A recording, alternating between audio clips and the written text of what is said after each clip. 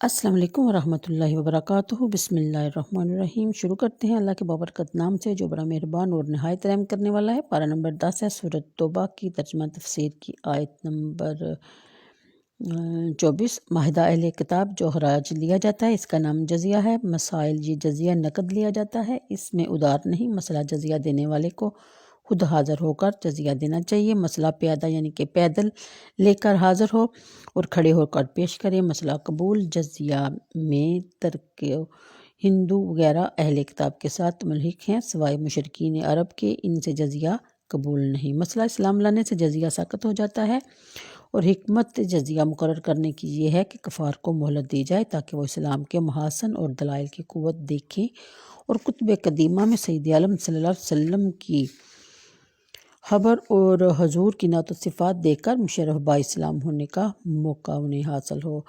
اگلی آیت میں کہ اہل کتاب کی بے دینی کا جو اوپر ذکر فرمایا گیا ہے، یہ اس کی تفصیل ہے کہ وہ اللہ کے جناب میں ایسے فاسد اعتقاد رکھتے ہیں اور مخلوق کو اللہ کا بیٹا بنا کر پوجتے ہیں۔ شان نزول رسول کریم صلی اللہ علیہ وسلم کی خدمت میں یہود کی ایک جماعت آئی اور وہ لوگ کہنے لگے کہ ہم آپ کا کس طرح اتباع کریں، آپ نے ہمارا قبلہ چھوڑ دیا اور آپ حضرت عزیر کو خدا کا بیٹا نہیں سمجھتے۔ اس پر یہ آیت نازل ہوئی جن پر کہ نہ کوئی دلیل اور نہ برہان، پھر اپنے جہل سے اپنے باطل صریح کے متعقد ہوتے ہیں، یعنی کہ اللہ تعالیٰ نے انہیں ایسا کرنے کا حکم نہیں دیا، نہ قرآن کریم میں نہ پہلی سابقہ کتبوں میں، تو پھر وہ ایسا کیوں کرتے ہیں؟ یعنی حکم الہی کو چھوڑ کر ان کے حکم کے پابند کیسے ہوتے ہیں کہ انہیں بھی خدا بنایا اور ان کی نسبت یہ اعتقاد باطل کیا کہ وہ خدا یا خدا کے بیٹے ہیں یا خدا نے ان میں حلول کیا ہے۔ ان کی کتابوں میں یعنی کہ ان کی کتابوں میں نہ اس بات کا کوئی ذکر ہے نہ انبیاء کی طرف سے۔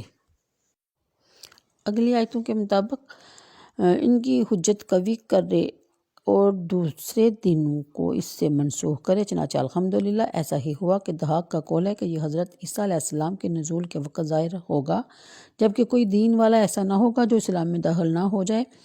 حضرت ابو ہریرہ کی حدیث میں ہے کہ سید عالم صلی اللہ علیہ وآلہ وسلم نے فرمایا کہ حضرت عیسیٰ علیہ السلام کے زمانہ میں اسلام کے سوا ہر ملت ہلاک ہو جائے گی۔ اگلی آیت میں ذکر آتا ہے کہ اس طرح کے دین کے احکام بدل کر لوگوں سے رشوتیں لیتے ہیں اور اپنی کتابوں میں تمازر کے لیے تحریف و تبدیل کرتے ہیں، اور کتب سابقہ کی جن آیات میں سید عالم صلی اللہ علیہ وسلم کی نعت و صفات مذکور ہے وہ مال حاصل کرنے کے لیے ان میں فاسد تعویلیں اور تحریفیں کرتے ہیں۔ اگلی آیت کے مطابق شان نزول سعدی کا قول ہے کہ یہ آیت مانین زکوٰۃ کے حق میں نازل ہوئی، جبکہ اللہ تعالیٰ نے احبار و رہبان کے حرص مال کا ذکر فرمایا تو مسلمانوں کو مال جمع کرنے اور اس کے حقوق ادا نہ کرنے سے حذر دلایا۔ حضرت ابن عمر رضی اللہ تعالیٰ عنہما سے مروی ہے کہ جس مال کی زکوٰۃ دی گئی وہ کنز نہیں ہوا، دفین نہ ہو، اور جس کی زکوٰۃ نہ دی گئی وہ کنز ہے جس کا ذکر قرآن کریم میں ہوا کہ اس کے مالک کو اس سے داغا جائے گا۔ تو رسول کریم صلی اللہ علیہ وسلم سے اصحاب نے عرض کیا کہ سونے چاندی کا تو یہ حال معلوم ہوا، پھر کون سا مال بہتر ہے جس کو جمع کیا جائے؟ آپ صلی اللہ علیہ وسلم نے فرمایا کہ ذکر کرنے والی زبان اور شکر کرنے والا دل اور نیک بیوی جو ایماندار کی اس کے ایمان پر مدد کرے، یعنی پرہیزگار ہو کہ اس کی صحبت سے طاعت و عبادت کا شوق بڑھے۔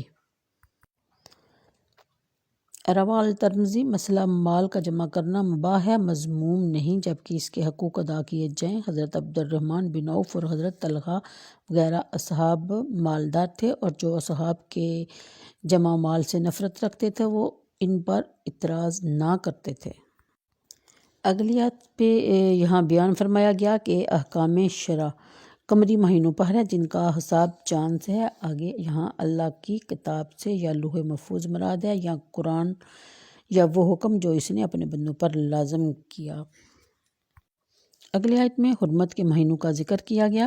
یہ 3 متصل ذی القعدہ، ذی الحج، محرم اور ایک جدا ہے۔ جب عرب لوگ زمانہ جاہلیت میں بھی ان مہینوں کی تعظیم کرتے تھے اور ان میں قتال حرام جانتے تھے، اسلام نے بھی ان مہینوں کی حرمت اور عظمت زیادہ کی ہے۔